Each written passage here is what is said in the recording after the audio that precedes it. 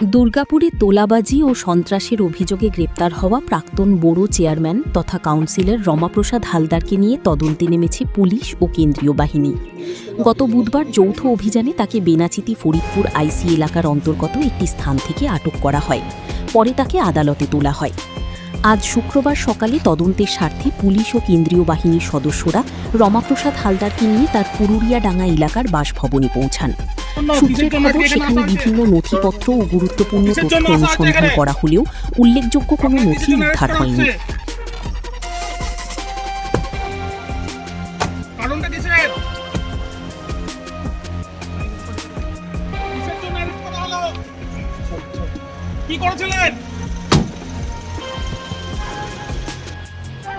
এরপর তদন্তকারী দল তাকে ভিরিঙ্গি রাজমহল রোড সংলগ্ন অরবিন্দপল্লীর একটি পার্টি অফিসে নিয়ে যায়।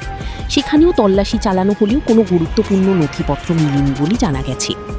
এদিকে অভিযুক্তকে এলাকায় নিয়ে আসা হলে বহু স্থানীয় বাসিন্দা বিক্ষোভ দেখান এবং বিভিন্ন স্লোগান দিতে থাকেন।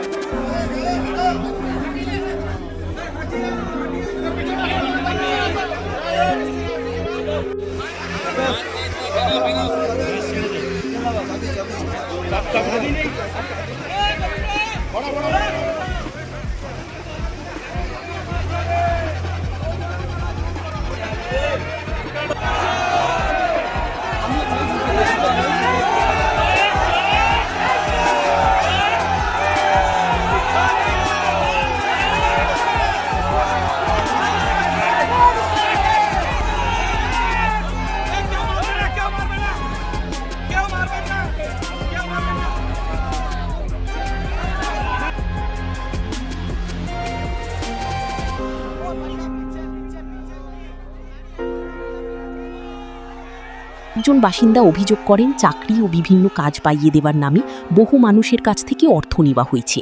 তবে এই সমস্ত অভিযোগের সত্যতা এখনও তদন্ত সাপেক্ষ।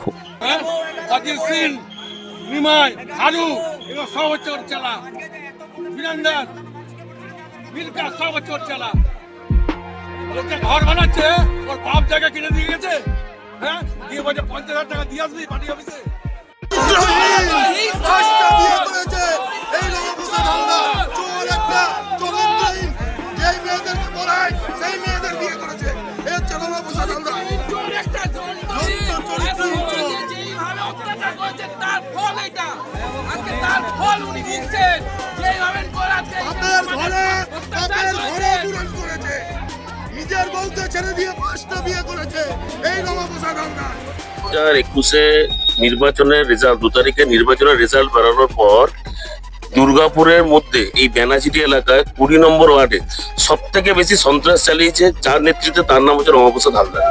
তিনি নিজেকে শিক্ষক বলে সবার সামনে দেখায়, কিন্তু তার মতো নটোরিয়াস ক্রিমিনাল এই বেনাচিটি কেন, এই দুর্গাপুর বেল্টে নেই। তিনি লোকের ঘর ভাঙা থেকে শুরু করে মহিলাদেরকে শিলতাড়ি থেকে শুরু করে হেন কোনো কাজ নেই যিনি 2021-এ 2 তারিখের পর করেননি। তাছাড়া 2021-এর পর থেকে 2026-এ 23শে এপ্রিল ভোট গণনার দিন পর্যন্ত উনি ওনার সাম্রাজ্য চালিয়ে গেছেন। এইখানে কেউ যদি বিজেপি করতো, যদি শুনতে পেতেন বিজেপি করতো, ওনার ঘর ভাঙতে চলে যেত, ওনাকে বাইরে বেরোতে দিত না। এইরকম ভাবে মানুষকে ডমিনেট করে রেখে দিয়েছিল। এখানে একটা সাম্রাজ্য স্থাপন করেছিল, যেটা হচ্ছে আমরা ইতিহাসে পড়তাম কালা যুগ, কালা অধ্যায় এখানে তৈরি করে রেখে দিয়েছিল এই রমাপ্রসাদ হালদার। আজকে উনি জেল যাত্রা করেছেন, ওনার পাপের কারণে উনি জেল যাত্রা করেছেন। উনি কোনো ভালো কাজ করেননি। উনি দেখতে পারবেন, উনি যখন নিজেই বলে শিক্ষক, একজন শিক্ষক টিউশনি করে কত টাকা কামাতে পারে। ওনার 200 কোটি টাকা সম্পত্তি হয়ে গেছে। কি করে হলো পুলিশ তদন্ত করে দেখবে। ওনার ঝাঁঝরা কলিয়ারিতে 55টার উপর গাড়ি চলে, কি করে চলে, কে করালো, পুলিশ তদন্ত করে দেখতে পারবে।